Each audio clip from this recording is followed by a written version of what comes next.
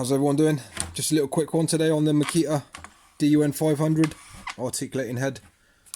So I went to use it the other day and I realised the articulating head is not locking into place. Whatever you do, it just won't lock in. So I was thinking to myself, I'm going to have to take it apart. This is my older model. So I did a bit of an investigation on it. And what I've noticed is you see this ring here, it's actually come loose. If you see that, you can move that. So what you'll find is because this is not sitting flush up against here,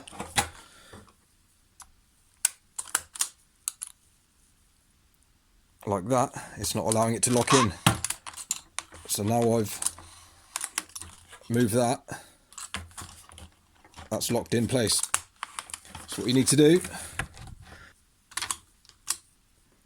is you need to push this thing as far up as possible so it's locked in that top section, see? That's the little Allen key screw there that's come loose.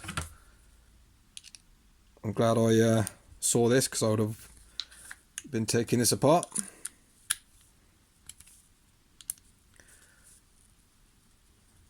Let's just pulled it away there, see?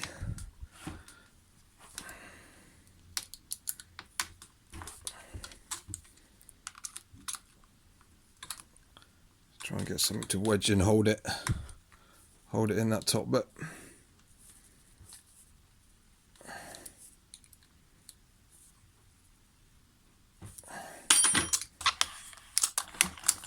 And now that locks itself in place. But yeah, if this does lock in, but it still drops when you're using it, you've probably got pin issues in here, which is a common fault. I had that problem with this one, and setting it back. But yeah, I just thought I'd do a quick one, double check if you've got no locking in at all, even when you're not using it, if it's just completely floppy with no locking in.